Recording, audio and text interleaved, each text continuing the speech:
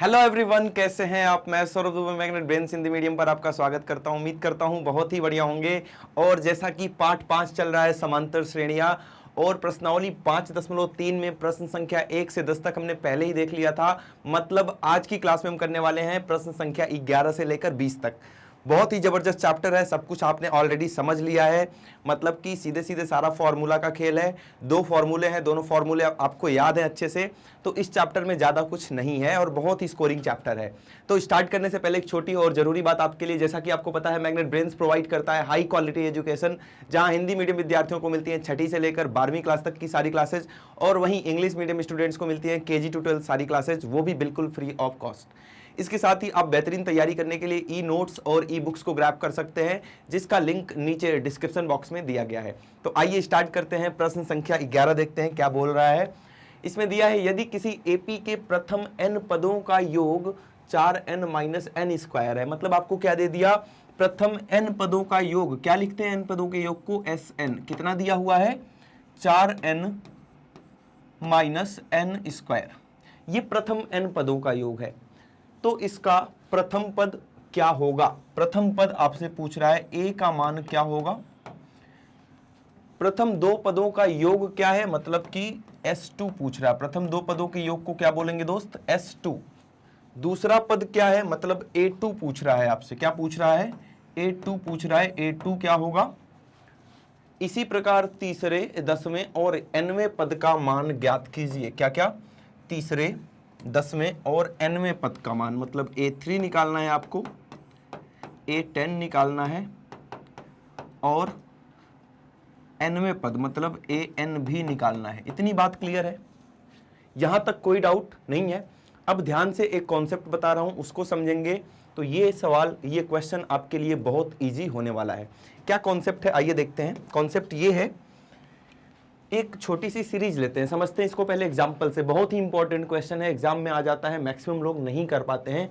ध्यान से जो बता रहा हूं उसको बिल्कुल फोकस होकर समझना है, तो वाला क्वेश्चन आप अपने आप बना लोगे। एक सीरीज लेते हैं छोटी सी, 2। सीरीज क्या है अपना? 2, 5, 2, 5, 8, 11 और एक ले लेते हैं 14। ये अरिथमेटिक सीक्वेंस में समांतर श्रेणी में दिया हुआ एक क्रम है। क्लियर है बात इतनी? अब अगर मैं बोलूं कि पहला पद क्या है? A1, तो आप बोलोगे सर 2 है। सही बात है, 2 है। अगर मैं बोलूं कि प्रथम 2 पदों का योग क्या है? प्रथम 2 पदों का योग, तो 2 और 5 7 हो जाएगा। क्लियर है बात इतनी? अगर मैंने आपसे पूछ लिया प्रथम 3 पदों का योग, प्रथम 3 पदों का योग, 2 और 5 7, 8 7 15 हो जाएगा।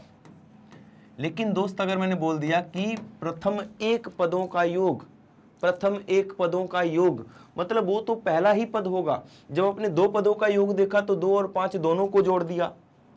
जब आपने 3 पदों का योग देखा तो 2, 5 और 8 तीनों को जोड़ दिया। लेकिन अब मैं बोल रहा हूं कि बस एक ही पद का योग बताओ, तो अगर एक ही पद का योग पूछेगा तो वो पहला ही पद होता है, मतलब कि वो 2 हो जाएगा। पहली बात मैं जो आपको बताना चाहता हूं वो ये है कि जो पहला पद होता है और पहले पद का योग होता है, वो दोनों आपस में बराबर होते हैं। या तो आप पहला पद बोल लो तो भी इसी की बात करेंगे, 2 की। अगर मैं बोला कि पहले प्रथम 1 पदों का योग, तो वही होगा ना, बस 2। ये बात क्लियर है? ये बात समझ चुके हैं? ठीक है। अब अगर मैं दोस्त आपसे पूछ रहा हूं कि दूसरा पद क्या होगा, इसका दूसरा पद, आपको ये नहीं पता है, आपको ये पता है, बस इतनी इंफॉर्मेशन आपके पास है। ये नहीं पता है, ये नहीं पता है, अभी भूल जाओ इसको। अगर मैं पूछ रहा हूं कि ये आपको दिया हुआ है और आप दूसरा पद निकालो, कैसे निकालेंगे? दूसरा पद निकालने के लिए आप क्या करेंगे कि S3 - S2 करेंगे, क्योंकि आपको ये तो पता नहीं है। आपको S1, S2 और S3 पता है। जब भी दूसरा पद पूछेगा तो इससे एक आगे का ले लेना है और वही वाला पद माइनस कर देना है। मतलब जब 2 पूछेगा तो 3 - 2 कर देना है। यहां से 3 - 2 करके देखना, 15 नहीं, 2 - 3 होगा, सॉरी, 2 - 3 करेंगे दोस्त, S2 - S1। ठीक है। जब दूसरा पूछेगा तो 2 - 1 हुआ। कैसे ये कि पहले दोनों को ले लिया और फिर 1 को माइनस कर दिया तो बचेगा क्या, केवल 5। कहने का मतलब क्या है, S2 कितना है 7, S1 कितना है 2, कितना आ गया 5 आ चुका है। A2 कितना आ गया, A2 हमारे पास 5 आ चुका है। ये बात क्लियर है, यहां तक कोई डाउट? A2 निकल के आ गया ना। अगर आपसे A3 पूछता, अगर आपसे A3 पूछता तब आप क्या करते, सर 3 पूछा है तो 3 - 2 मतलब सम के फॉर्म में, जोड़ के योग के फॉर्म में S3 - S2 कर देता। जब A3 पूछेगा तो S3 - S2 करने से आंसर आ जाता है। S3 कितना है 15 और S2 कितना है 7, ये आ गया 8। ये बात समझ पा रहे हैं? अगर आपसे A10 पूछेगा तो फॉर्मूला क्या बनेगा दोस्त? सर 10 पूछेगा A में, मतलब 10वां पद पूछेगा तो प्रथम 10 पदों के योग में से माइनस कर देंगे प्रथम 9 पदों का योग। जैसे मैं ये वाला पद पूछ रहा हूं आपसे कि ये वाला पद क्या होगा, A4 क्या होगा, तो आप क्या करेंगे, आपके पास तो योग पता है, तो प्रथम 4 पदों के योग में से, मतलब यहां से लेके यहां तक जोड़ लो, जितना भी आए उसमें से इतना घटा दो, घटाने का मतलब काट दो, तो बचा क्या, केवल वही पद। तो वही बता रहा हूं कि जब आपसे A5 पूछ रहा है, ये 5 होगा, जब आपसे A5 पूछ रहा है दोस्त, तो आपने क्या किया कि पहले सभी पदों का योग लिया, मतलब S5 ले लिया, और माइनस क्या कर दिया, प्रथम 4 पदों का योग मतलब S4 कर दिया। ये बात समझ चुके हैं? इसके लिए एक फॉर्मूला बना लिया जाए जिसको आपको याद रखना है। फॉर्मूला क्या हो जाएगा कि अगर आपसे nवां पद पूछ रहा है, जब आपसे 10वां पूछा था तो आपने 10 और 10 से 1 कम किया था 9, ऐसे ही आपसे जब nवां पद पूछेगा तो आप n लिखेंगे और n से 1 कम कर देंगे। ये फॉर्मूला मोस्ट इंपॉर्टेंट फॉर्मूला है जो आपको शायद एनसीईआरटी बुक में नहीं मिलेगा, इसको आपको लर्न रखना है। ये अगर याद कर लिया बाकी सारा काम आपका आसान। क्या है फॉर्मूला कि जो भी पद पूछ रहा है तो उसको योग के फॉर्म में, s के फॉर्म में, वो वाला पद और एक उससे कम। जल्दी से मुझे बताएंगे कि अगर मैं आपसे A20 पूछ लिया तो सम के फॉर्म में क्या लिखेंगे? सर S20 लिखेंगे माइनस S19 लिखेंगे, मतलब वही वाला ले लेंगे और एक उससे कम। यहां भी वही लिखा है कि वही वाला ले लेंगे, मतलब n था तो n ले लिया और एक उससे कम मतलब n-1। मेरी बात समझ चुके हैं क्या बताना चाह रहा हूं मैं? अब आते हैं अपने मेन कॉन्सेप्ट पे, इस वाले क्वेश्चन पे। अब ये क्वेश्चन आपके लिए बहुत आसान बन चुका है। कैसे? Sn दिया है, मैंने बताया था कि अगर आपको व्यापक रूप में कुछ भी दिया हुआ है, ये जनरल टर्म है, n के रूप में लिखा हुआ है। n के रूप में लिखने का मतलब यहाँ फॉर्मूला लगाने की जरूरत नहीं है, आप यहीं से n की जगह पर 1 लिख के S1 निकाल सकते हैं। जब n बराबर 1 होगा दोस्त तो यहाँ पे 1 रखेंगे, हर लाइन में, पूरी लाइन में जहां भी n दिख रहा है वहां पर 1 रख दीजिए। वहां पर क्या रख दिया 1, तो 4n - n² था, तो n की जगह पर 1, यहां भी n की जगह पर 1, कितना आ गया 4 - 1 मतलब कि 3। अभी आपको थोड़ी देर पहले ही मैंने बताया कि जो पहला पद होता है और जो प्रथम पदों का योग होता है, प्रथम एक पदों का योग होता है, दोनों आपस में बराबर होते हैं, मतलब a बराबर क्या होता है S1 होता है, a बराबर S1 होता है, तो a का मान मतलब प्रथम पद हमारे पास क्या निकल के आ गया 3 आ गया। कोई डाउट? यही बताया था ना, एक बार देखो यहाँ पे बताया था ना कि a जो होता है वही S1 होता है, a जो होता है वही क्या होता है S1। तो हमने यहाँ से S1 निकाल लिया n का मान रख के और देखा कि a का मान 3 आ चुका है। कोई दिक्कत वाली बात? ये वाला क्वेश्चन बहुत लोगों को नहीं समझ में आता एनसीईआरटी में, लेकिन बिल्कुल ध्यान से देखेंगे तो आपको एक एक पॉइंट समझ में आ जाएगा।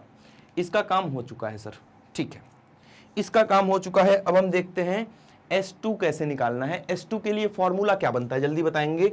S2 के लिए फॉर्मूला बन जाएगा क्या? सिंपल सी बात है, n की जगह पर अगर आप 2 रखते हैं तो क्या S2 निकल जाएगा। जैसे आपने S1 निकाला तो यहां लिखेंगे, जब हम n बराबर 2 रखेंगे तो हमारे पास S2 आ जाएगा सर, मतलब कि जहां भी आपको n दिख रहा है वहां पर आप 2 रख दें। 4 × 2, 4 × n है तो 4 × 2 माइनस n² है, मतलब कि 2 का स्क्वायर 2 का वर्ग, कितना आ जाएगा ये 8 - 2 का वर्ग होता है 4, तो ये आ गया हमारा S2 भी हो चुका है। S2 कितना आ चुका है? S2 का मान आ गया 4। यहां तक क्लियर है बातें? ठीक है, ये भी निकाल दिया, ये भी निकाल दिया। अब बात आती है A2 की। अब बात आती है A2 की।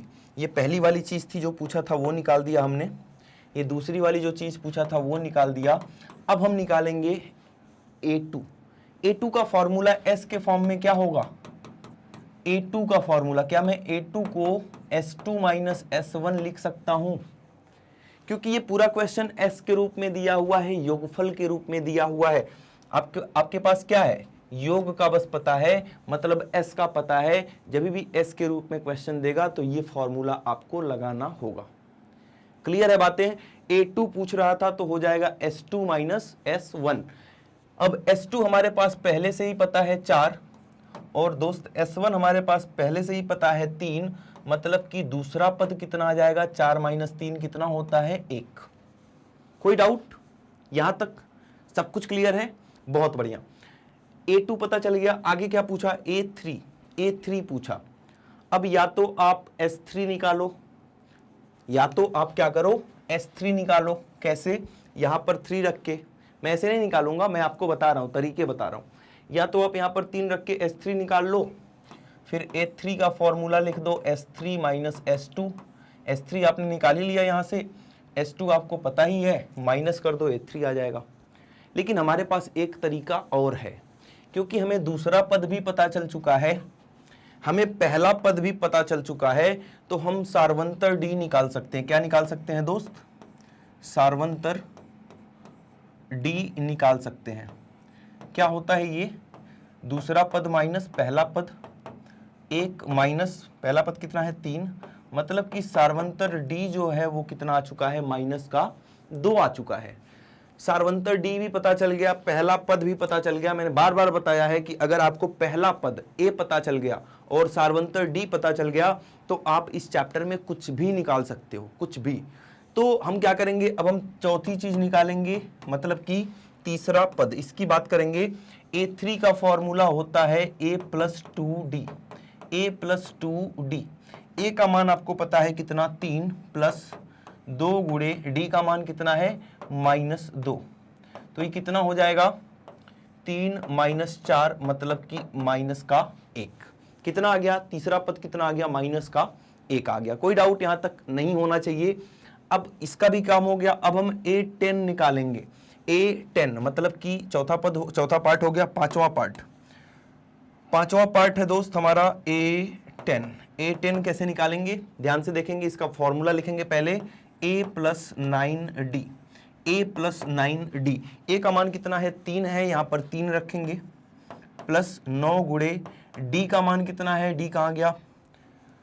माइनस 2।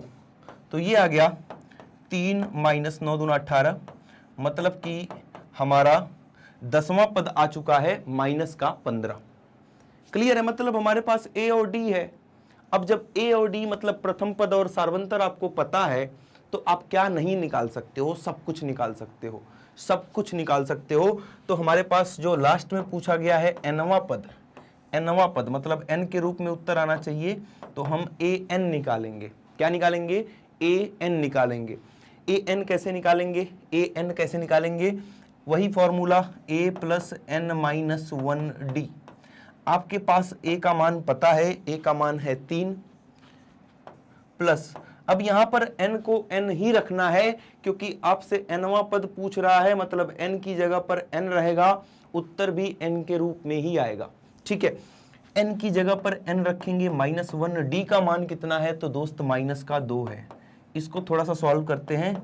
जो माइनस का 2 है उसको अंदर गुणा करेंगे, माइनस का 2 गुणे n, माइनस का 2n हो जाएगा। माइनस का 2 गुणे माइनस का 1 प्लस का 2 हो जाएगा। तो ये 3 और 2 आपस में जुड़ जाएंगे तो 5, और ये 2n ऐसे ही रहेगा। तो दोस्त ये आपका आ गया क्या? ये आपका आ गया nवां पद। कौन सा पद है ये? ये है आपका nवां पद। अब बताओ ये समझ में आया कि नहीं आया? एक बार जल्दी से इसको रिवाइज करेंगे, क्योंकि मोस्ट इंपॉर्टेंट क्वेश्चन है। एक बार मैं फिर से आपको बताना चाह रहा हूं कि आपको क्या क्या चीजें कैसे कैसे इसमें ध्यान में रखना है। ठीक है, ध्यान से समझना, एकदम ध्यान से। हमसे ये दिया हुआ है, ये हमें दिया हुआ था पहले, ये हमें दिया हुआ था, ये गिवन है मतलब दिया है, ये हमें पहले से दिया हुआ था कि Sn का मान ये है। हमने देखा कि अरे ये तो योगफल के रूप में है और हमसे पद पूछे जा रहे हैं। आपसे सबसे पहले पूछा उसने प्रथम पद का मान। हमें पहले से ही पता था कि जो S1 आएगा वही प्रथम पद आएगा और S1 निकालना बड़ा ही आसान, क्योंकि n की जगह पर 1 रखोगे S1 आ जाएगा, n की जगह पर पूरे में 2 रख दोगे S2 आ जाएगा, n की जगह पर पूरे में 3 रख दो S3 आ जाएगा, n की जगह पर पूरे में 4 रख दो S4, मतलब ऐसे आता रहेगा। तो हमने देखा कि S1, S2, S3, S4 ये सब निकालना हमारे लिए बहुत आसान हो चुका है। तो हमने क्या किया, सबसे पहले S1 निकाल दिया और हमने बता दिया कि S1 जो होता है वही A होता है। तो हमारे पास प्रथम पद आ चुका है, जिसकी बात ये कर रहा था कि प्रथम पद क्या होगा। इसने हिंट भी दिया है, मतलब जो S1 होगा वही प्रथम पद होगा। ठीक है, यहां तक क्लियर है सबको। उसके बाद हमसे सीधे सीधे प्रथम दो पदों का योग मतलब कि S2 पूछ लिया। S2 पूछ लिया तो हमने S2 निकाल लिया।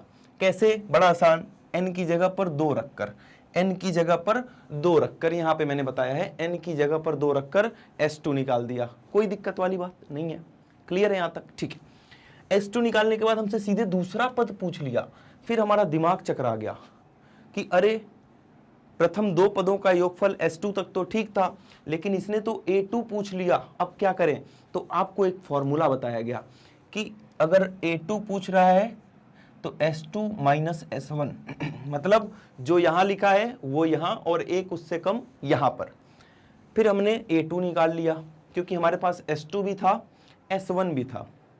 जैसे ही A2 आया तुरंत मजा आ गया, हमने क्या निकाल दिया, सारवंतर निकाल दिया, क्योंकि हमें पता है कि सारवंतर क्या होता है, A2 माइनस A1, वही प्रथम पद को A बोल दो या A1, इन दोनों को माइनस करके हमने सारवंतर निकाल दिया। उसके बाद हमने देखा कि हमारे पास सारवंतर भी आ चुका है, हमारे पास प्रथम पद भी आ चुका है, और हमें पता है कि अगर प्रथम पद और सारवंतर निकल गया तो इस चैप्टर में ऐसा कुछ भी नहीं है जो ज्ञात नहीं किया जा सकता, मतलब सबको निकालना बड़ा ही आसान हो जाता है। जैसे ही हमारे पास प्रथम पद और सारवंतर आया, जो भी पूछ रहा था हमारे पास सबका फॉर्मूला है। A3 पूछ रहा था, A + 2D किया, A भी पता है, D भी पता है, फटाफट निकाल दिया। A10 पूछ रहा था, A + 9D किया, A का मान रख दिया, D का मान रख दिया, निकल गया। AN पूछ रहा था, A + n-1D किया, यहां भी A का मान रख दिया, D का मान रख दिया और अपना काम हो गया। आसान है। इस क्वेश्चन को मैं चाहता हूं कि आप सभी लोग बिना देखे एक बार जरूर प्रैक्टिस करें, ठीक है? और पॉसिबल हो अभी कॉपी पेन लेके बैठे हैं तो वीडियो पॉज करके अभी फटाफट एक बार निपटा लें, उससे बढ़िया कुछ नहीं हो सकता। मोस्ट इंपॉर्टेंट क्वेश्चन है ये, एग्जाम में हमेशा विस्तृत उत्तरी में आता है, और जब भी आता है बस 50% बच्चे इस क्वेश्चन को खेल पाते हैं और बाकी खेलते हैं, और ज़्यादा लोग हैं लेकिन वो आधा अधूरा करके छोड़ देते हैं, समझ में नहीं आता उनको। इसकी बढ़िया प्रैक्टिस सबको करनी है। फिर भी अगर नहीं समझ में आया दोस्त, कमेंट में जरूर बताना कि सर 2 बार बताए हो फिर भी ये वाली चीज़ डाउट रह गई। बस ये मत लिख देना डाउट है, लाइन बताया करो, थोड़ा एक्सप्लेन करके बताया करो कि ये वाली चीज़ नहीं समझ में आई। मेरी बात समझ रहे हैं? बढ़े आगे, एक बार स्क्रीनशॉट लेंगे।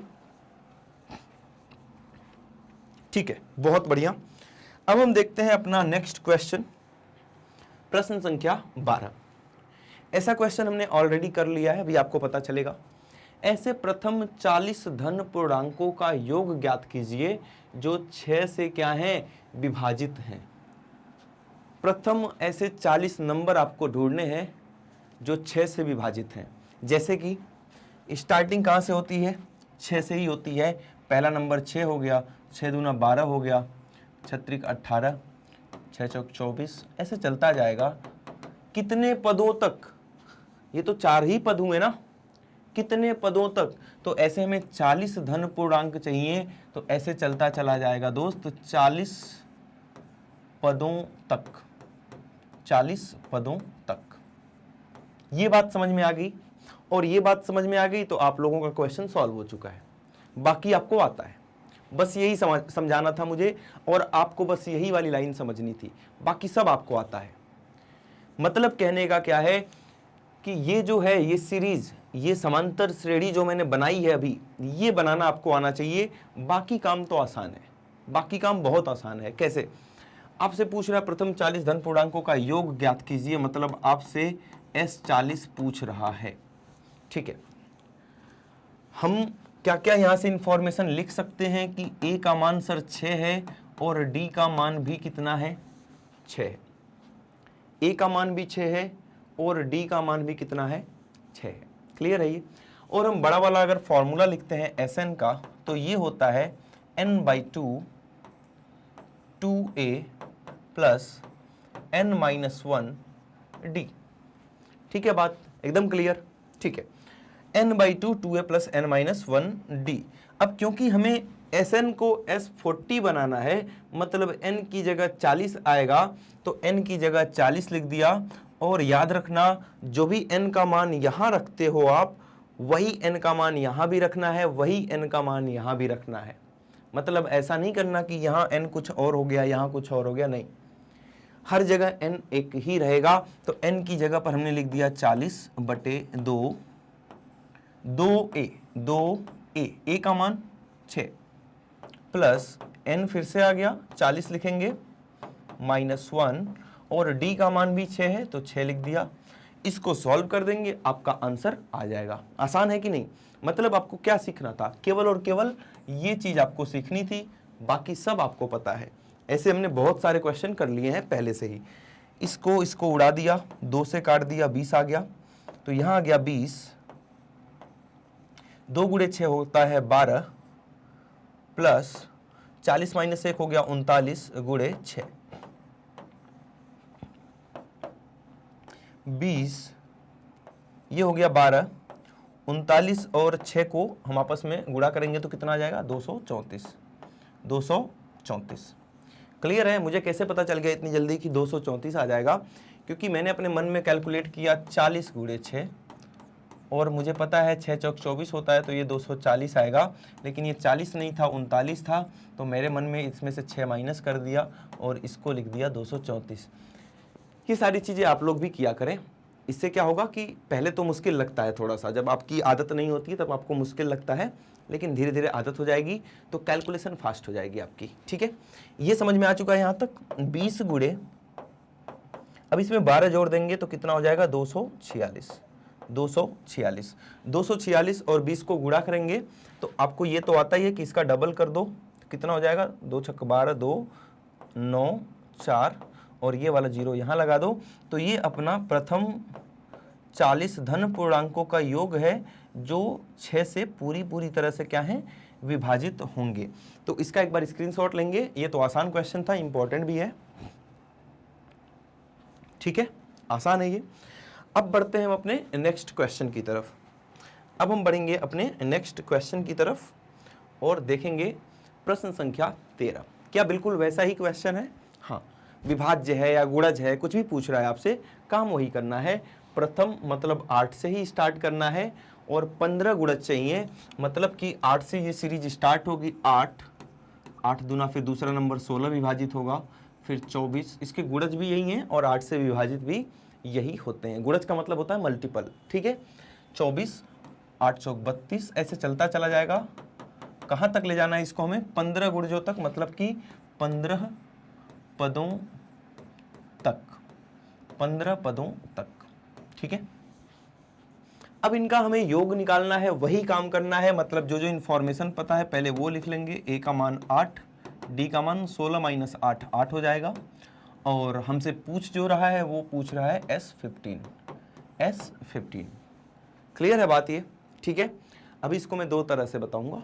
ये पहले बड़ा वाला फॉर्मूला लगा के, एक बार छोटा वाला फॉर्मूला लगा के। जब हम इसमें बड़ा वाला फॉर्मूला लगाते हैं तो Sn का फॉर्मूला होता है n/2 2a plus n-1 d। तो n की जगह पर हमने रख दिया कितना? 15, 15/2, ये क्या आ गया? S15, 15/2, 2a का मान कितना है दोस्त? 8, प्लस n-1 मतलब 15 - 1, और d का मान कितना है? 8। इसको सबका मान रख दिया, सबका मान हमें पता भी है पहले से ही। अब क्या करने वाले हैं हम, 15/2, 8 गुणे 2 होता है 16 प्लस 15 माइनस 1 14, 14 गुणे 8, 14 गुणे 8 करेंगे, आपको आती होगी 14 की टेबल। क्या होता है 14 गुणे 8, 112, 112। 15/2 गुणे, अब 112 और 16 को जोड़ेंगे तो 128 आ जाएगा, 2 से इसको उड़ा देंगे तो 64 आ जाएगा। मतलब फाइनली हमें 15 इंटू 64 करना है, हमारा आंसर आ जाएगा। तो ये S15 हो गया अपना कितना, 15 चौका 60, 0 आ गया यहाँ पे, 6 कैरी हो गया, 15 छक्का 90 होता है और 6 96, मतलब कि 960। 960 किसका मान है, तो ये मान है हमारा S15 का। इस तरह से आपको निकालना होगा। मतलब ये बिल्कुल सेम पिछले क्वेश्चन की तरह था। जैसा कि मैंने आपसे बोला था अभी कि इसको मैं दूसरे मेथड से भी बता दूंगा, तो आइए दूसरे मेथड से देखते हैं। मतलब कि हम इस पद को ऐसे भी लिख सकते हैं, 8 पहला पद 8 गुणे 1 8, दूसरा पद 8 गुणे 2 16, तीसरा पद 8 गुणे 3 24। ऐसे ही आखिरी पद अगर हम निकालें तो 8 गुणे 15 15 बट्टे 120।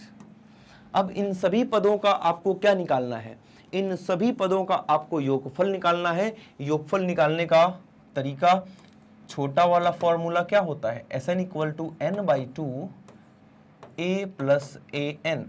कहने का मतलब प्रथम पद प्लस आखिरी पद, प्रथम भी पता है आखिरी भी पता है। ये जिस मेथड से हमने किया था हमें आखिरी पद नहीं पता था, यहाँ पर पहला भी पता है आखिरी भी पता है।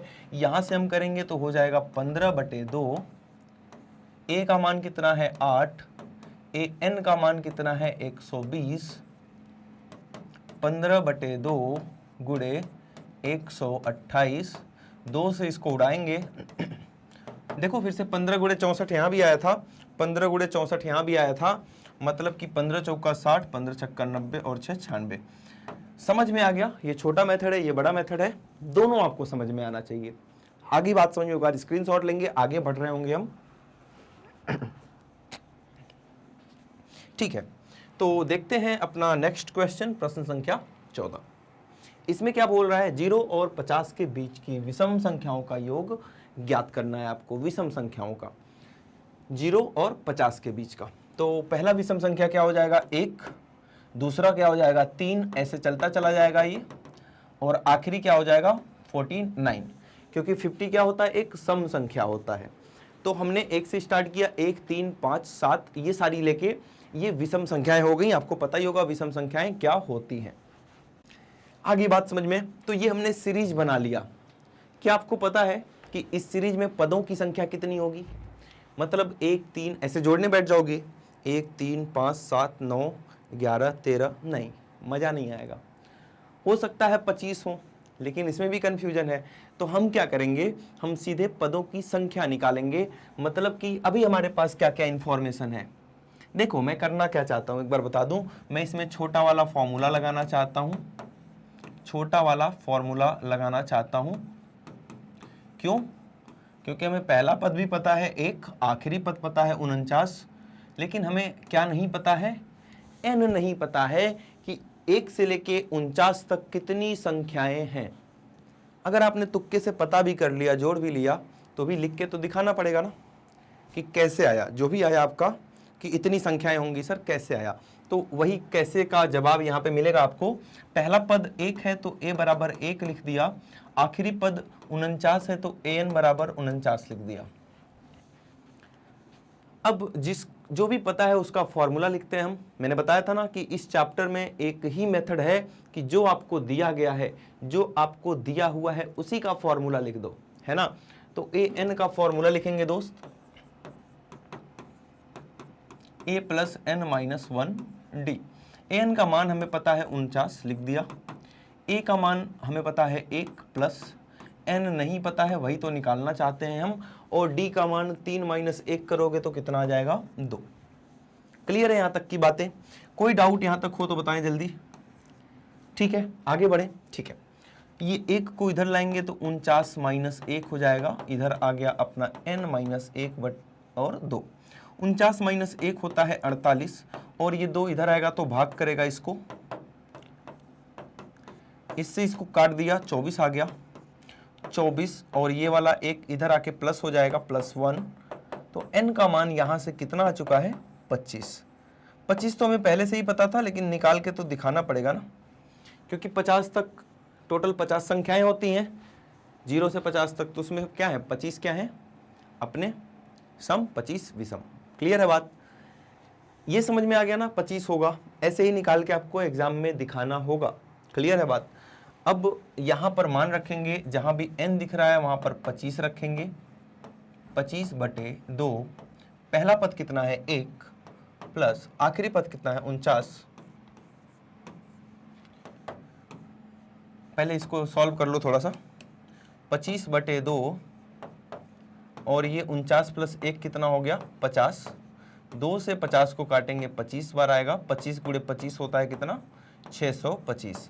तो 0 से लेकर 50 तक की सारी विषम संख्याओं का अगर आप योगफल करते हैं, मतलब 1, 3, 5, 7, 11, 13, इन सबको, 9 भी है बीच में, बोलना कि सर 9 भूल गए बोलना, तो जितनी भी संख्याएं हैं अगर इनको जोड़ते हैं, योगफल करते हैं, तो कितना आ जाएगा, 625। एक सीधा सीधा फॉर्मूला भी होता है, उसको भी आप याद रखेंगे, क्योंकि इन केस अगर आप मैथ्स का ओलंपियाड देते हैं, ओलंपियाड एग्जाम दिया है कोई, इसमें से कोई दिया होगा तो कमेंट में बताना, या आपके एग्जाम में भी मान लो ये क्वेश्चन बहुविकल्पीय में आ गया, बहुविकल्पीय में, तो सीधा सीधा फॉर्मूला होता है कि प्रथम n संख्याओं का, प्रथम n विषम संख्याओं का योगफल, विषम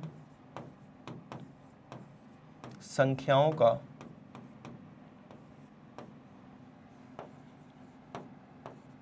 योगफल कितना होता है दोस्त, फॉर्मूला n²। n², मतलब कितने नंबर से उनका स्क्वायर कर दो।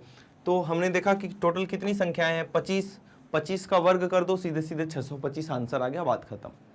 अगर मैं पूछूं कि प्रथम 100 प्राकृतिक विषम संख्याओं का योगफल बताओ, मतलब टोटल 100 विषम संख्याएं ले लेनी है। कहां से स्टार्ट करना है आपको, 1 से। कैसा, 1, 3, 5, 7, 9, ये तो 5 ही हुई, ऐसे चलते जाना है। कितनी संख्याएं, 100 पदों तक, 100 संख्याओं तक। ये मत सोचना कि 99 पे रुक जाना है, टोटल 100 विषम संख्याएं, 1 विषम संख्या, 2 विषम संख्या, 3 विषम संख्या। तो ये मत सोचना कि 99 पे रुकना है, ऐसे ऐसे करके 1, 2, 3, 4, 5, तो ऐसे 100 नंबर होने चाहिए जो सबके सब विषम हैं। अब उनका योगफल पूछेगा, सीधे आंसर आ जाएगा कितना, 100 का वर्ग, मतलब कि 10,000। ये सब करने की जरूरत ही नहीं है। समझ में आ गई ये चीजें, कोई डाउट यहां तक? एक बार स्क्रीनशॉट लेंगे, आगे बढ़ रहे होंगे हम। तो हमने देखा 14 क्वेश्चन, इसमें हमने एक शॉर्ट ट्रिक भी देखा, फॉर्मूला भी देखा। सबका फॉर्मूला है, सम संख्याओं का भी, नेचुरल नंबर्स मतलब प्राकृतिक संख्याओं का भी बताता रहूंगा धीरे धीरे। अभी जो टॉपिक में है वो पढ़ लो। इन फ्यूचर आप कभी कंपटीशन एग्जाम देते हैं, लाइक सरकारी तैयारी जो करते हैं, सरकारी परीक्षाओं की, सरकारी एग्जाम्स की, यूपीएससी हो गया, यूपीएससी के थ्रू आप आईएएस, आईपीएस ये सब बनते हैं, एसएससी हो गया, या बहुत सारे पुलिस की वैकेंसीज होती हैं, जो भी गवर्नमेंट सरकारी नौकरी है उसमें इस तरह के क्वेश्चंस पूछे जाते हैं। अभी जो मैंने n² का फॉर्मूला बताया आपको, ये प्रश्न बार बार आ चुका है वैसे एग्जामों में। मतलब जो भी आप 10वीं क्लास तक मैथ्स पढ़ते हैं, बहुत सारे ऐसे एग्जाम होते हैं जहां 10वीं क्लास तक की मैथ्स पूछी जाती है, लेकिन वहां पर करने का तरीका अलग होता है। लेकिन ये जानना आपको जरूरी है, जब आप बेसिक समझ लेंगे तो शॉर्ट ट्रिक बड़े अच्छे से समझ पाएंगे। अगर आपको बेसिक नहीं आता तो वही है कि वहाँ शॉर्ट ट्रिक आप रटेंगे, होगा कुछ नहीं। तो बेसिक समझना दोस्त बहुत ज़्यादा ज़रूरी है। आ रही बात समझ में कितना इंपॉर्टेंट है ये सब चीज़ें। अब देखते हैं यहाँ पर प्रश्न संख्या 15 क्या बोल रहा है ये, निर्माण कार्य से संबंधित किसी ठेके में, ठेका होता है ना, एक निश्चित तिथि के बाद कार्य को विलंब से पूरा करने के लिए जुर्माना लगाने का प्रावधान इस प्रकार है।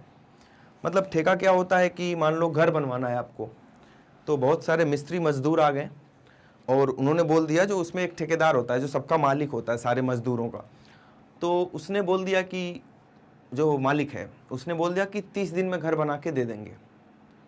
काम मान लो डिले हो गया, लेट हो गया, तो उसी पर प्रावधान है कि जितना लेट करोगे उतना आपके ऊपर जुर्माना लगाया जाएगा। पहले दिन जुर्माना लग रहा है 200, दूसरे दिन 250, तीसरे दिन 300, ऐसे करके जुर्माना बढ़ता जा रहा है। मतलब अगर हम इन जुर्मानों को लिखें एक सीरीज के फॉर्म में, एक श्रेणी के रूप में, तो क्या हो जाएगा, पहले दिन का जुर्माना है 200, उसके अगले दिन का जुर्माना है 250, उसके अगले दिन का जुर्माना है 300, ऐसे चलता चला जाएगा ये। अर्थात प्रत्येक उत्तरोत्तर दिन का जुर्माना अपने से ठीक पहले दिन के जुर्माने से 50 रुपए अधिक है। देख सकते हैं आप, 50-50 रुपए बढ़ता हुआ चला जा रहा है जुर्माना। एक ठेकेदार को जुर्माने के रूप में कितनी राशि अदा करनी पड़ेगी यदि वह इस कार्य में 30 दिन का विलंब करता है? ये 1 दिन का विलंब, 2 दिन का विलंब, 3 दिन का विलंब, ऐसे ऐसे करके कितने पदों तक दोस्त, कितने पदों तक सर? 30 पदों तक। 30 दिन का तो 30 पदों तक। 30वां पद नहीं पूछ रहा है कि 30वें दिन कितना जुर्माना देना पड़ेगा, नहीं, सबको जोड़ के कितना जुर्माना देना पड़ेगा। जैसे मान लो अगर वो 3 दिन लेट करता, बस 30 को भूल जाओ, अगर उसको 3 दिन का बस जुर्माना देना पड़ता तो इतना ही देता जितना आपको दिख रहा है, 2 2 4 3 7, 750 रुपये, 750 रुपये केवल वो जुर्माना देता जो आपको दिख रहा है। लेकिन आपसे क्या पूछ रहा है वो कि पूरे 30 दिन का बताओ जुर्माना कितना होगा। आइए बताते हैं इसमें क्या क्या पता है हमें। बड़ा आसान सा क्वेश्चन हो गया, मतलब ये लाइन लिख लिया तो आप ही सिकंदर हो, इस क्वेश्चन को जीत चुके हैं आप। इसमें और कुछ नहीं है, बाकी सब आपको आता है। क्या ये निकाल नहीं लोगे? S30 कितना होगा? आराम से निकाल सकते हैं। आइए देखते हैं कैसे।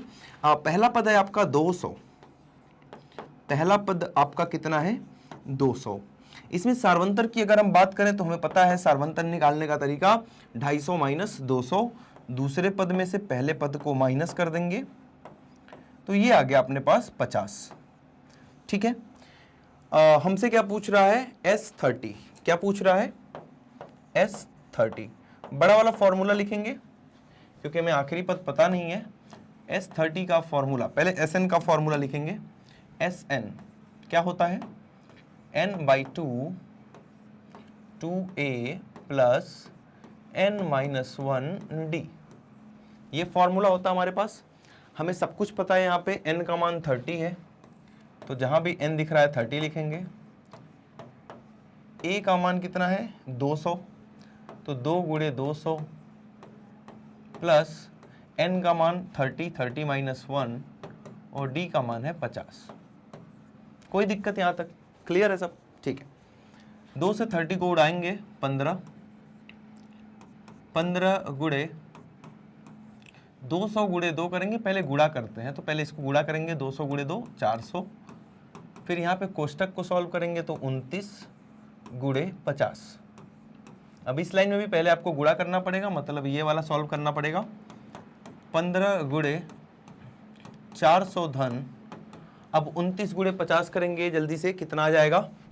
0 ये वाला तो लिख लो, 5 9 45, 5 कैरी हुआ 4, 5 2 10 और 4 14, तो 1450। 15 गुणे 1450 में जब आप 400 को जोड़ेंगे तो आ रहा होगा आपका 1850। इन दोनों को गुणा करेंगे और हमारा उत्तर आ जाएगा। कैसे? आप 15 शून्य में गुणा करेंगे 0 होगा, 15 में 5 से गुणा करेंगे 75 होता है, 7 कैरी हो गया, 15 × 8 120 और 7 127 हो गया, 12 कैरी हो गया, 15 का नम 15 और 12 27। तो इतना रुपया बेचारे ठेकेदार को क्या करना पड़ेगा? जुर्माने के रूप में देना पड़ेगा। क्यों देना पड़ेगा? क्योंकि ठेकेदार ने एक गुनाह किया है और गुनाह की सज़ा ये है, ठेकेदार ने काम को 30 दिन कर दिया लेट, तो उसको 27,750 रुपये जुर्माने के रूप में देना पड़ेगा। क्लियर है ये बात? एक बार स्क्रीनशॉट लेंगे, एक बार स्क्रीनशॉट लेंगे और आगे बढ़ रहे होंगे। ठीक है, कोई दिक्कत वाली बात यहाँ तक? क्लियर है सब? ठीक है। एक आपके लिए क्वेश्चन है, कमेंट में बताना। मान लो ये आप हो, ये आपका भाई है,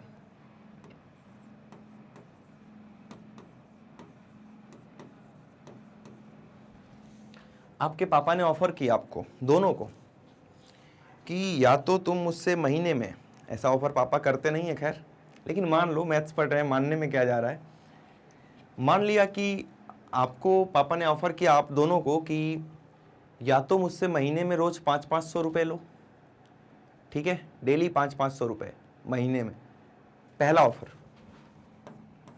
डेली 500।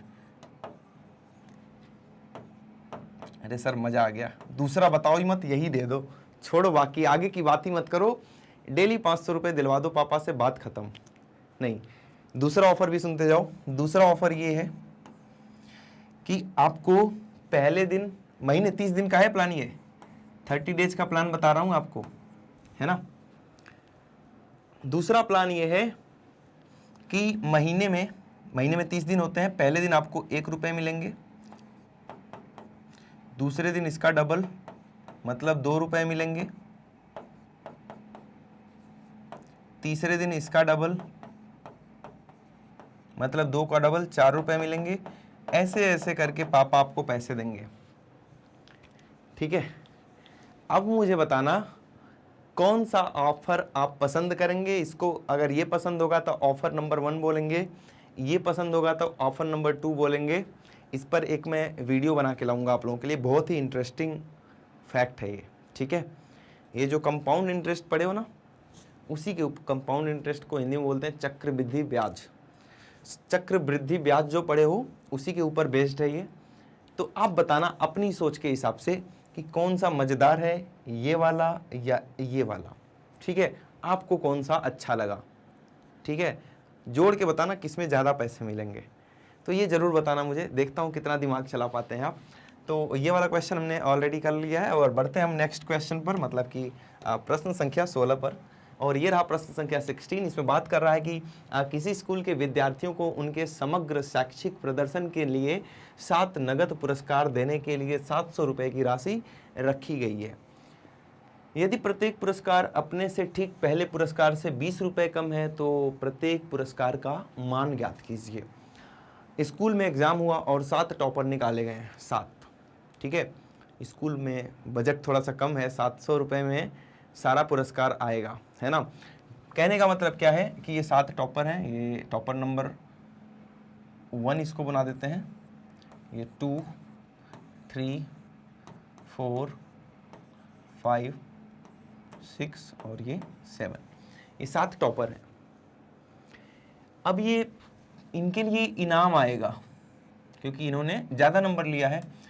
अब जो इनाम की राशि है 700 रुपये है, मतलब 700 रुपये में सबके लिए इनाम लाना है। ऐसा नहीं कि 700 इसका 700 इसका, नहीं, 700 रुपये में ही सबके लिए इनाम लाना है। मतलब सबको जोड़ दो तो कितना रुपया आना चाहिए, 700 रुपया।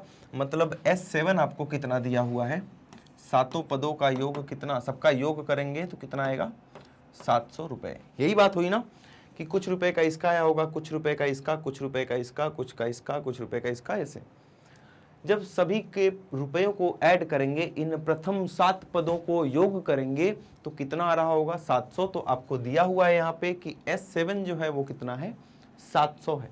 ये बात क्लियर है, ठीक है। आगे देखते हैं। प्रत्येक पुरस्कार अपने से ठीक पहले पुरस्कार से 20 रुपये कम है। मतलब अगर पहला पुरस्कार आपका मान लो X रुपए का है, पहला पुरस्कार जो फर्स्ट रैंक आया, सबसे ज़्यादा रुपए का पुरस्कार उसी को मिलेगा जो फर्स्ट आया, उसको X रुपए का पुरस्कार मिला। अब उससे जैसे से नीचे जाएंगे तो 20-20 रुपये कम का पुरस्कार है, मतलब इसको 20 रुपये कम का पुरस्कार मिला होगा, इसको 20 रुपये और बेचारे को कम का पुरस्कार मिला होगा। ऐसे ऐसे सबका व्यवस्था किया गया है। क्वेश्चन समझ में आ गया, ठीक है।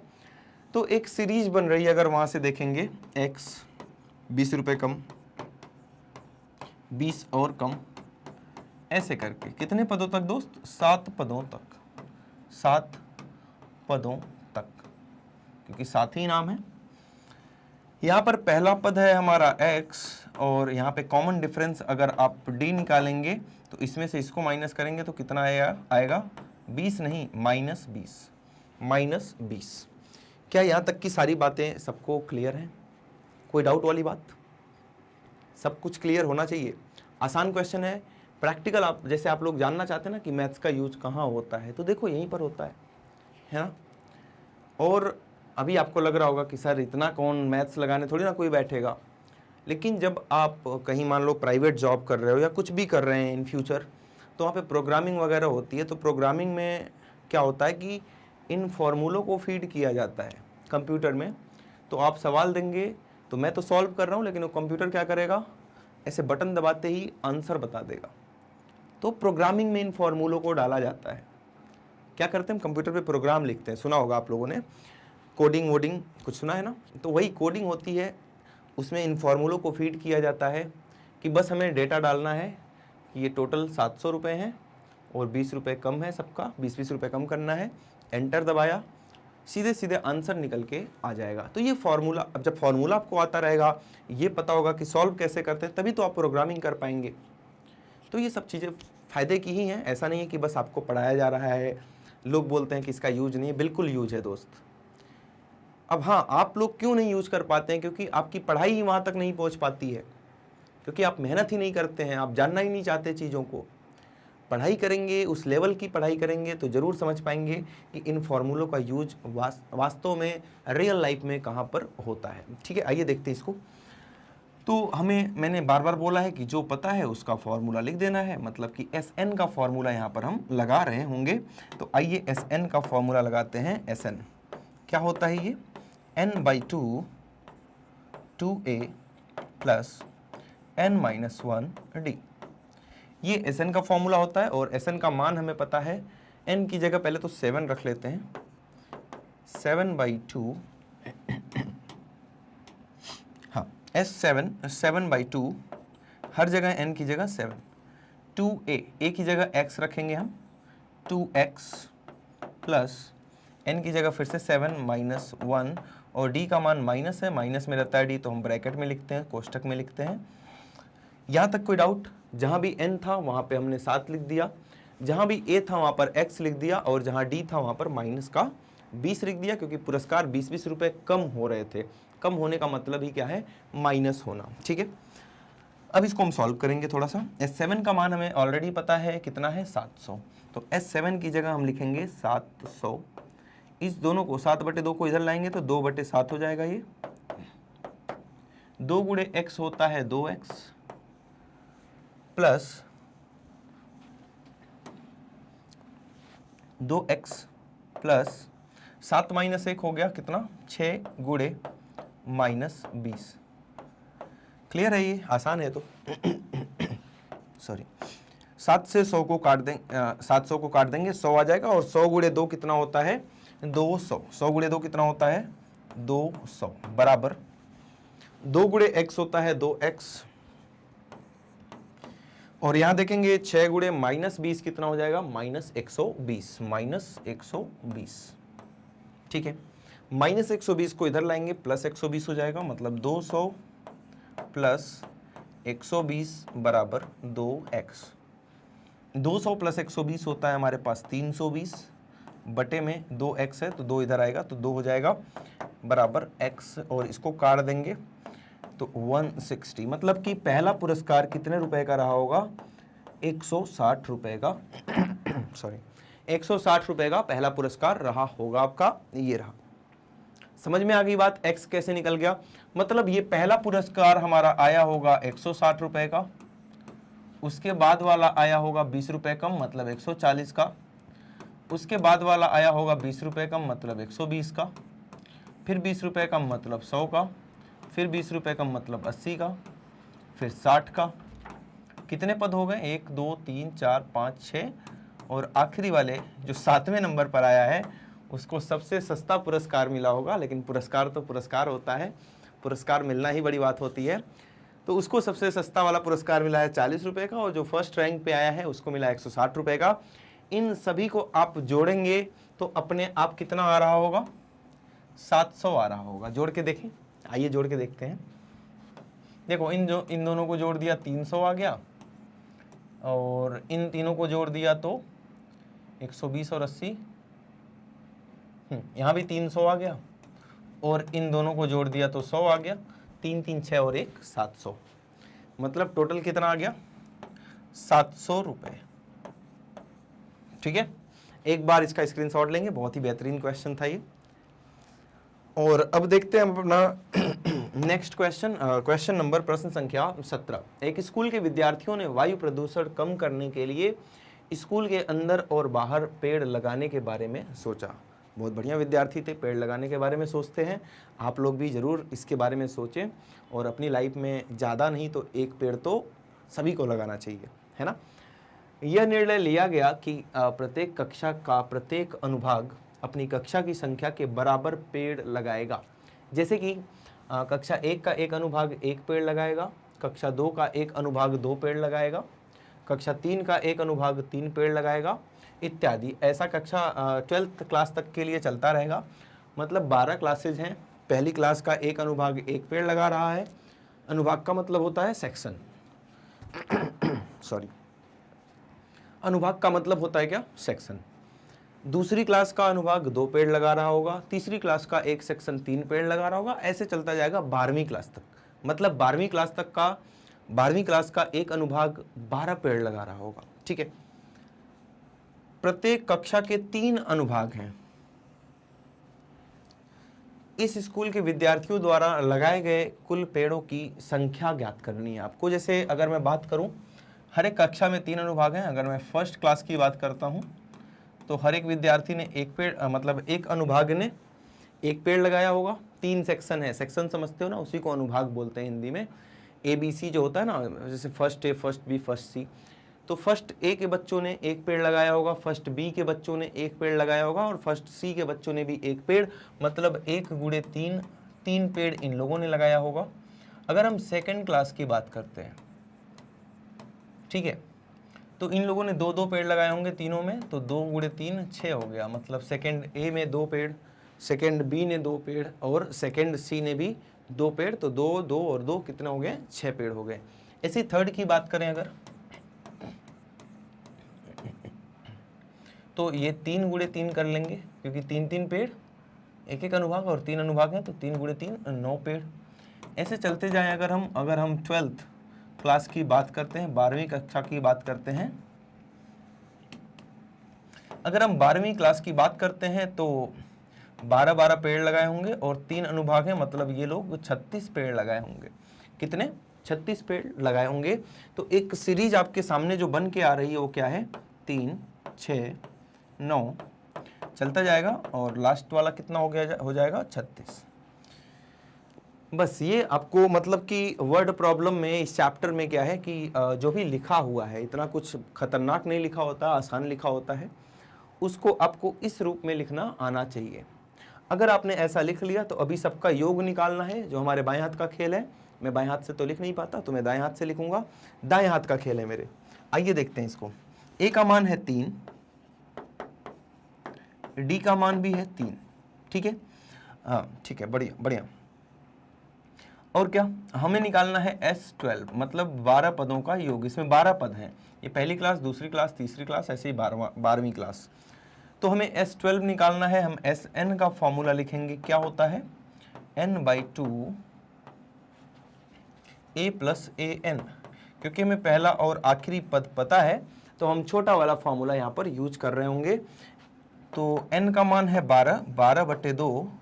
पहला पद कितना है दोस्त, 3, और आखिरी पद कितना है 36। तो पहले की जगह 3 और आखिरी पद की जगह 36 आ जाएगा।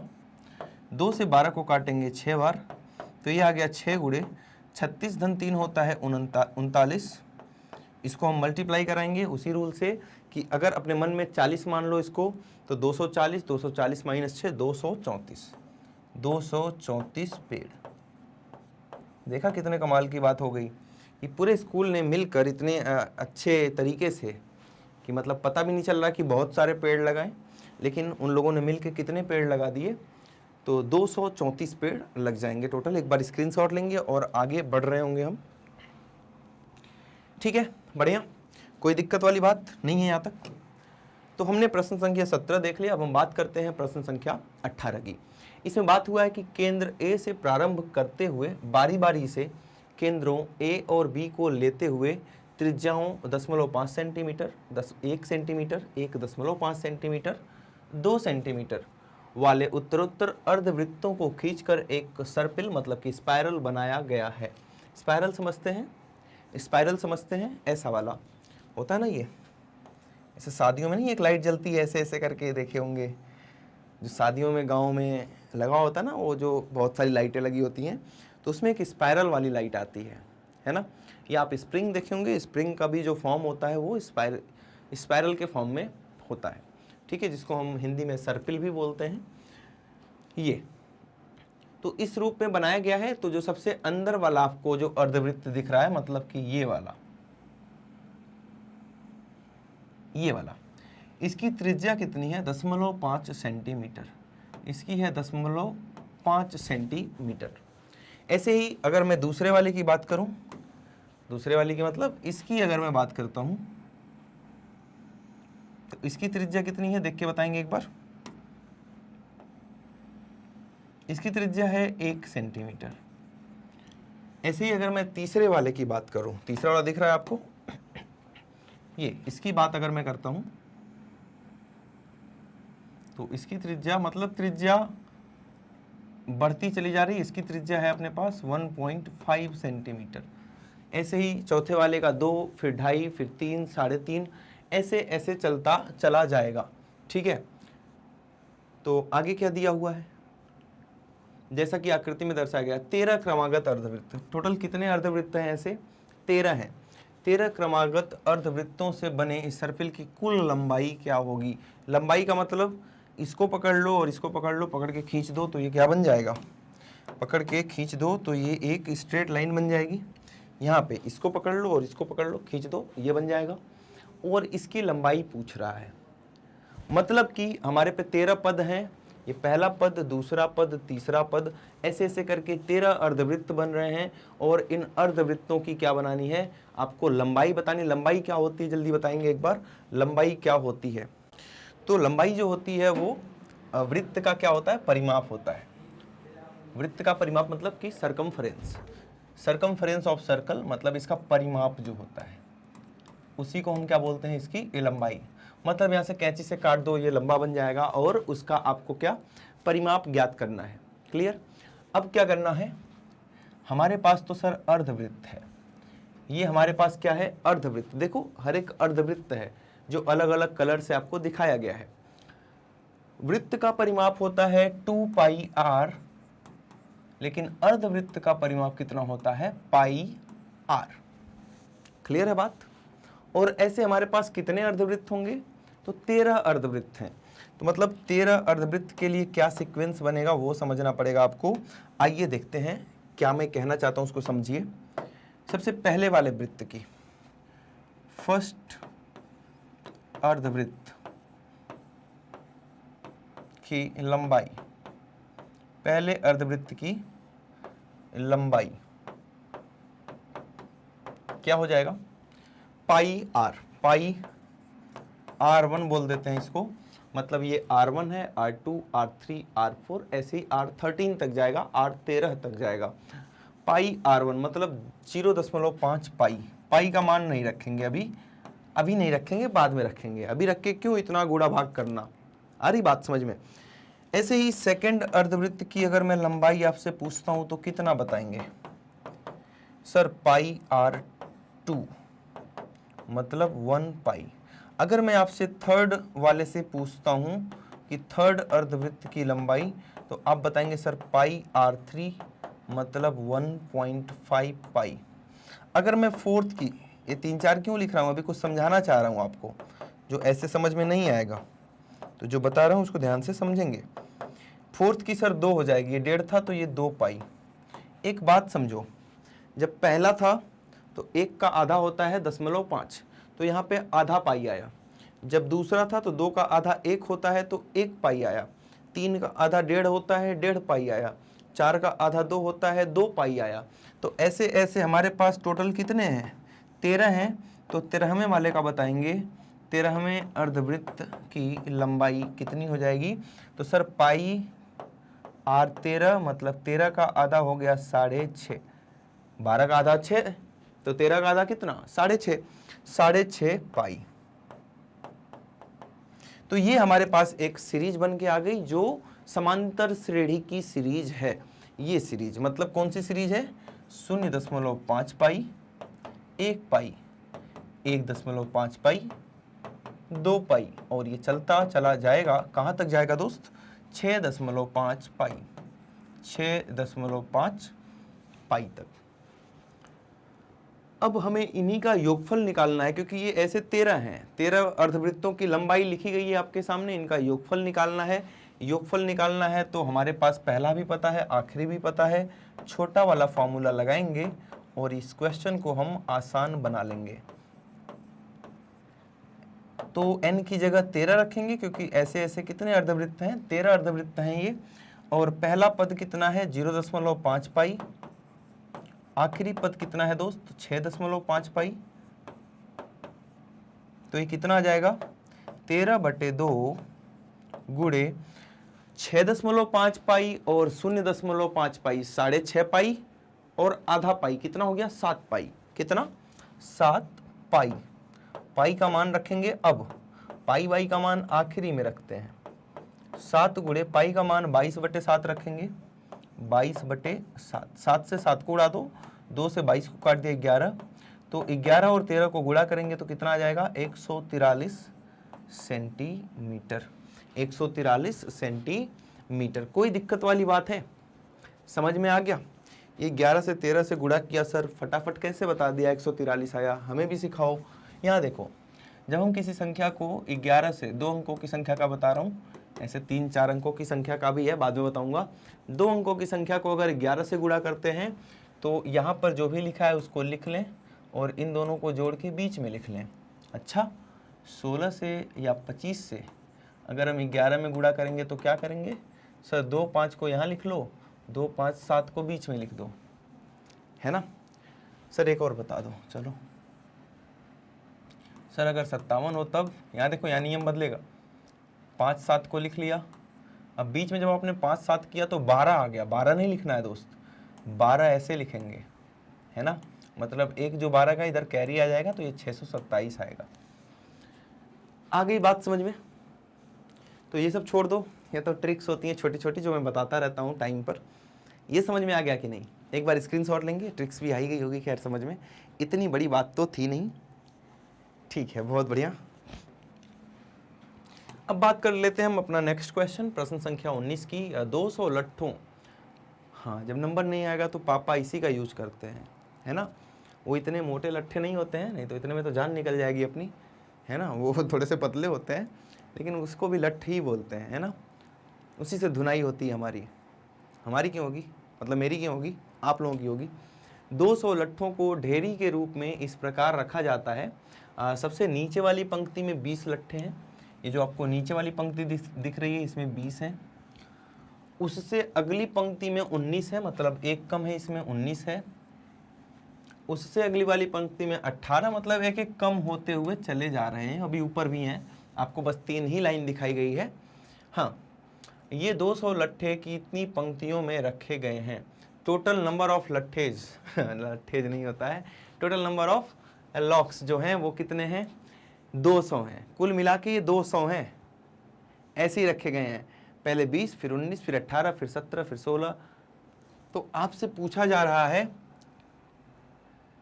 कितनी पंक्तियों में रखे गए हैं, पहली बात तो ये, और दूसरी बात कि सबसे ऊपरी पंक्ति में कितने लट्ठे हैं। सवाल समझ में आ गया कि ये टोटल मिला के 200 हैं। कितनी लाइनें हैं हमें नहीं पता, तो मैंने मान लिया SN। सबको जोड़ने पे कितना आना चाहिए? लट्ठों की संख्या जो है वो 200, है ना? ऐसे ऐसे करके बहुत सारी लाइनें, हमें पता ही नहीं है, वही तो पूछ रहा है कितनी पंक्तियों में। अगर ये पता होता कितनी पंक्तियों में, मान लो 10 पंक्तियों में, तो मैं S10 लिखता कि 10 पंक्तियों को जोड़ दिया तो कितना आ गया? 200। लेकिन हमें नहीं पता है कि कितनी ऐसी पंक्तियां ऊपर तक हैं। ये ऊपर ऐसे चलती चली जाएंगी, हमें नहीं पता है ना कि कितनी ऐसी पंक्तियां ऊपर तक जा रही हैं। लेकिन ये हमें पता है कि टोटल लट्ठों की संख्या 200 है, तो मैंने ये लिख दिया कि सबको जोड़ने पर, हर एक पंक्ति को जोड़ने पर, मतलब n पंक्तियां हैं। अगर कितनी पंक्तियां हैं? n पंक्तियां हैं। पहली पंक्ति, दूसरी पंक्ति, तीसरी पंक्ति, ऐसे से करते n पंक्तियां हैं हमारे पास। सारी पंक्तियों को जोड़ने पर 200 आएगा, तो वो लिख दिया मैंने। सर सीरीज क्या बन रही है? पहले वाले में 20 है, उसके बाद 19 है, फिर 18 है, ये चलता चला जाएगा। कहाँ तक जाएगा हमें क्या पता। यहां से क्या क्या इंफॉर्मेशन हमारे पास आ रही है एक बार लिखेंगे। ए का मान है 20, डी का मान है -1। कैसे 19 - 20 करेंगे? 19-20 सुने हो, ज़्यादा 19-20 मत करो, नहीं तो इतना मारूंगा कि 9 2 11 हो जाओगे, है ना। चलो यहाँ देखो, ये मैथ के मुहावरे हैं, है ना, ये मैथ के मुहावरे हैं, ये समझ में आ गया। ठीक है, हमें SN दिया हुआ है तो इसी का फॉर्मूला लगाते हैं और इसी से खेलते हैं। SN का फॉर्मूला यहाँ लिखते हैं, SN बड़ा वाला फॉर्मूला लिखना पड़ेगा क्योंकि हमें इसका आखिरी पद नहीं पता है। SN = n/2 2a + n - 1d। ये मैंने SN का फॉर्मूला लिख दिया है। अब जिसका भी मान पता है उसका मान यहाँ पर आप रखेंगे। SN का मान है 200, n का मान तो हमें पता नहीं है, n/2, 2a का मान है 20 + n - 1, n तो पता नहीं है, और d का मान है -1। क्लियर, कोई डाउट नहीं है। इस 2 को इधर भेज देते हैं, इधर, तो ये हो गया 400 बराबर n, 2 × 20 हो गया 40, और इस -1 को अंदर मल्टीप्लाई करेंगे, -1 × n - n, -1 × -1 + 1, 400 बराबर n, 40 × 1 41 - n। क्लियर है, यहाँ तक कोई डाउट नहीं है। अब इस n को भी अंदर मल्टीप्लाई करेंगे क्योंकि यहाँ पे द्विघात समीकरण बनता है, 41n - n², सबको इधर लाओ तो n² आके प्लस का बन जाएगा, 41n इधर आके माइनस का बन जाएगा, और ये 400 तो अपनी जगह पर है तो ये प्लस का 400 बराबर का 0। अब आपको इसका वही करना है, मध्य पद को विभक्त करना है, मतलब कि मिडिल टर्म को स्प्लिट करके इसका गुणनखंड करना है। जहाँ पर आपको देखने से दिख रहा होगा कि जोड़ने पर -41 आना चाहिए और गुणा करने पर 400 आना चाहिए। ऐसी 2 संख्याएं बताइए कि जिनको गुणा करने पर 400 आता है और जोड़ने पर -41 आता है, जल्दी से। मुझे भी नहीं पता, सही में नहीं पता मुझे, है ना। तो नहीं पता तो क्या करेंगे, अब कुछ ना कुछ तो जुगाड़ करना पड़ेगा। तो हम क्या करेंगे यहाँ पे, जैसे ये पता है ना 20 × 20 400 होता है, लेकिन 20 और 20 को जोड़ने पर या घटाने पर 41 नहीं मिलेगा हमें, ये बात तो श्योर है। ठीक है, तो दूसरा कुछ ट्राई करते हैं, इनका और गुणनखंड करेंगे। 20 को क्या लिख सकते हैं हम, 2 × 2 × 5, तो ये जो है 400 का गुणनखंड लिख दिया मैंने। बताया था ना ये कि बड़ी संख्याओं का गुणनखंड कैसे करते हैं, बहुपद वाले चैप्टर में, और आपका द्विघात समीकरण में बहुत सारे सवाल आए थे, वहाँ पे मैंने बताया था। तो हमने क्या किया, 400 का गुणनखंड कर दिया। देखो 2 दूना 4 दूना 8 दूना 16, 5 80, 80 5 400। अब यहाँ से आपको क्या करना है, यहाँ से आपको इसको 2 ग्रुप में डिवाइड करना है। जैसे एक ग्रुप 16 का ले लिया, एक ग्रुप 25 का। 16 और 25 को जब आप गुणा करते हैं तो आपको 400 ही मिलेगा, तो सोचना ही नहीं है, करके देख लो 400 मिलेगा। क्या उसको जोड़ने या घटाने पे 41 मिल रहा है? हाँ सर, इनको जोड़ने पर 41 मिल रहा है, लेकिन हमें क्या चाहिए, हमें तो माइनस का 41 चाहिए, हमें तो माइनस का 41 चाहिए। तो हम क्या करेंगे, -16 ले लेंगे और -25 ले लेंगे, हमें माइनस का 41 मिल जाएगा। तो हम इसको हटा देते हैं, -16 और -25, तो बीच वाले को तोड़ेंगे, इसको -16 और -25 में, तो क्या हो जाएगा, n² -16n -25n प्लस 400 बराबर 0। क्लियर, पहले 2 में से n कॉमन लेते हैं तो आ जाएगा n - 16, और यहाँ पर भी n - 16 ही आना चाहिए। यहाँ से देखो पहले 25n था, अब n बच गया तो यहाँ 25 आ जाएगा, पहले प्लस था माइनस हुआ तो यहाँ माइनस आ जाएगा। ये सब मैंने बहुत बार बता रखा है। n - 16 एक कोष्ठक में, n - 25 एक कोष्ठक में। यहाँ से जब इसको 0 करते हैं तो n बराबर 16 आता है, और जब इसको 0 करते हैं तो n बराबर 25 आता है। सर ये कैसा आंसर आ गया कि एक बार बता रहे हो कि ऐसे 16 पंक्तियाँ होंगी, फिर एक बार बता रहे हो ऐसे 25 पंक्तियाँ होंगी, क्या 16 पंक्तियों में भी 200 लट्ठे आ जाएंगे और 25 पंक्तियों में भी 200 लट्ठे आ जाएंगे? मतलब कहने का क्या है कि ऐसे करके 16 पंक्तियां लगाओ और ऐसे करके 25, दोनों में बराबर कैसे आएंगे? तो देखना अभी आगे चल के ये वाला रिजेक्ट हो जाएगा। क्यों होगा अभी बताऊंगा। और अपना आंसर ये वाला सही होने वाला है। क्यों रिजेक्ट होगा ध्यान से देखिए। अगर मैं बात करता हूं कौन सा, हाँ, कि 25वें पंक्ति में या 16वें पंक्ति में लट्ठों की संख्या, क्या पूछा है आपसे? सबसे ऊपरी पंक्ति, सबसे ऊपरी पंक्ति सबसे आखिरी पंक्ति होगी। ऐसे करके कितनी पंक्तियां, 1 2 3, तो या तो 16 पंक्तियां हैं या तो 25 पंक्तियां हैं। आंसर तो यही आया है ना कि या तो सर ऐसे करके 16 पंक्तियां हैं या तो 25 पंक्तियां हैं। तो आइए दोनों में लट्ठों की संख्या निकालते हैं। मतलब एक बार A16 निकालेंगे और एक बार दोस्त हम A25 निकालेंगे। यहीं पर आपको क्लियर हो जाएगा कि कौन सा वाला सही है और क्यों सही है, और कौन सा वाला गलत है और क्यों गलत है। A16 की अगर हम बात करते हैं तो यहाँ से फॉर्मूला आता है अपने पास A + 15D। A का मान कितना है? ये 20 है, प्लस 15 गुणे D का मान कितना है? -1। तो 20 - 15, मतलब यहाँ से अपने पास ये आ रहा है कि जो सबसे ऊपर वाला लाइन होगा उसमें ये लट्ठों की संख्या कितनी होगी? ऐसे ऐसे करके 5 होगी। 1 2 3 4 और 5। उसमें लट्ठों की संख्या कितनी हो जाएगी? 5 हो जाएगी। अगर हम 25, अभी तक तो 16 लाइन थी, तब ऐसे करके 16 लाइन है, 16वीं लाइन है, 16th लाइन।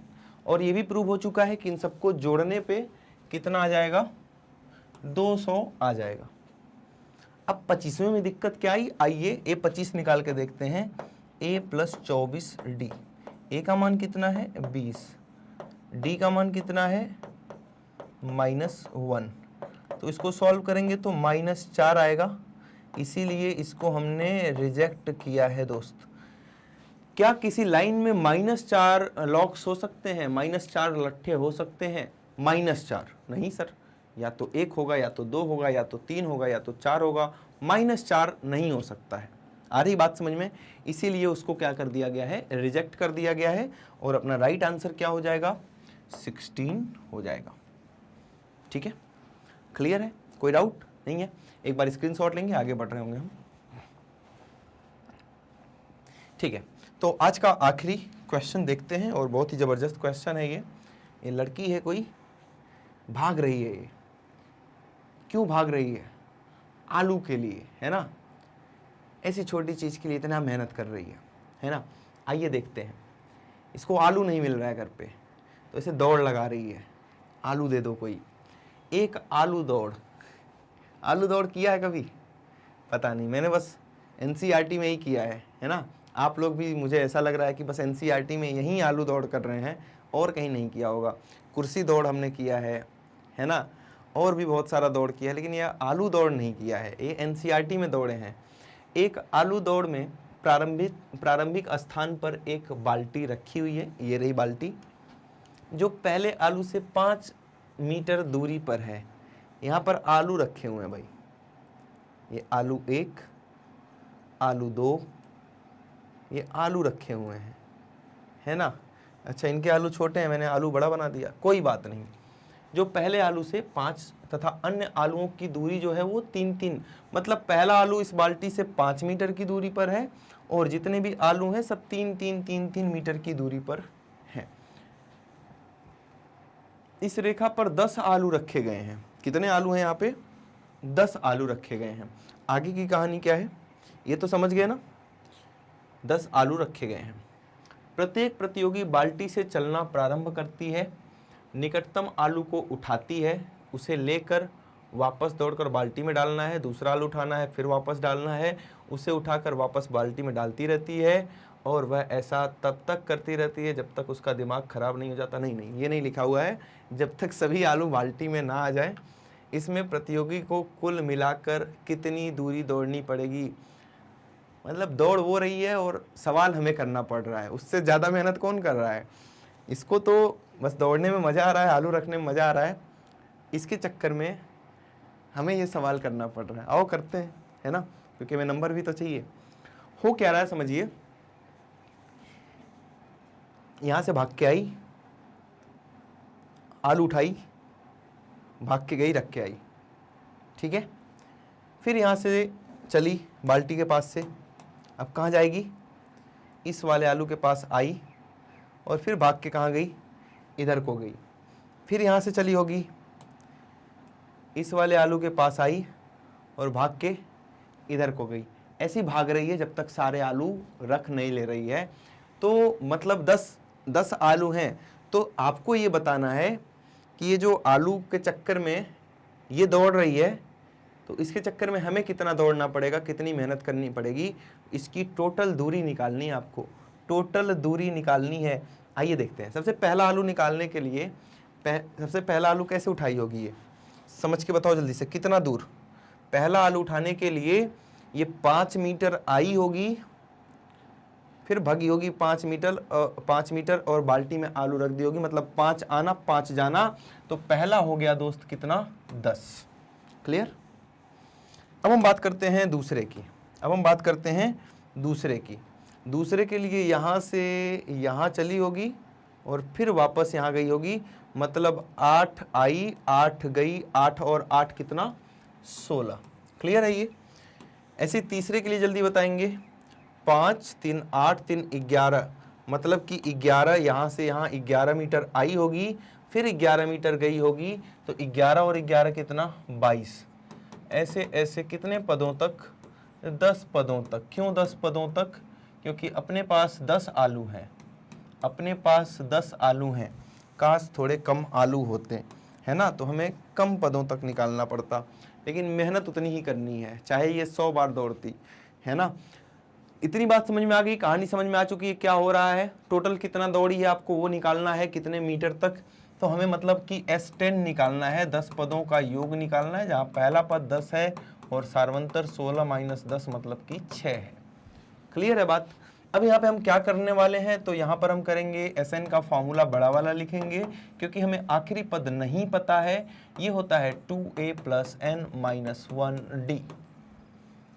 S10, n का मान 10, 2a, a का मान है 10 प्लस n का मान है 10 - 1, d का मान कितना, 6। इसको सॉल्व कर लेंगे, पता चल जाएगा कि ये गुड़िया कितनी दौड़ रही है। 10 × 2 20 प्लस 10 - 1 9, 9 × 6 9 × 54। बहुत दौड़ ली क्या। 5 2 7 74, 5 चौक 20, 5 7 35 और 2 37। नहीं, बस 370 मीटर। बहुत कम दौड़ी, है ना। इसको और दौड़ाना था, बहुत कम। लगता है छोटी बच्ची है ज़्यादा। क्लियर है बात ये कि कैसे आया आंसर। आसान है, मतलब कि बस एक स्टोरी फॉर्म में था, तो इसलिए क्वेश्चन बड़ा सा दिख रहा था, आंसर इतना ही है। क्लियर है ये चीज़ें। अब ऐसा कोई भी क्वेश्चन आएगा तो क्या आप सीरीज बना पाएंगे, क्या अरिथमेटिक श्रेणी खुद से बना पाएंगे, ये तो बनाना आना चाहिए आपको, ठीक है। तो आज की क्लास के लिए दोस्त इतना ही था, और अपनी ज़बरदस्त तैयारी करते रहिए, और आई होप कि NCERT से अब कोई डाउट नहीं बचा होगा, है ना।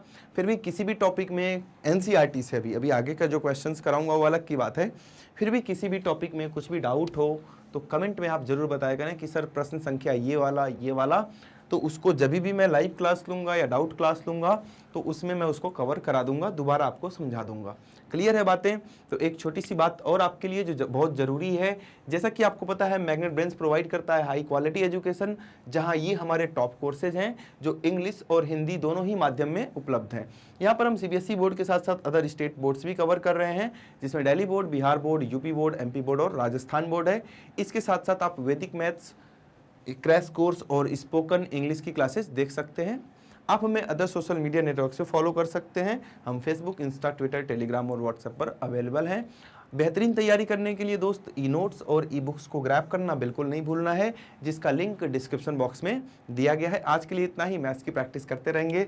मिलते हैं अगली क्लास में। Thank you so much.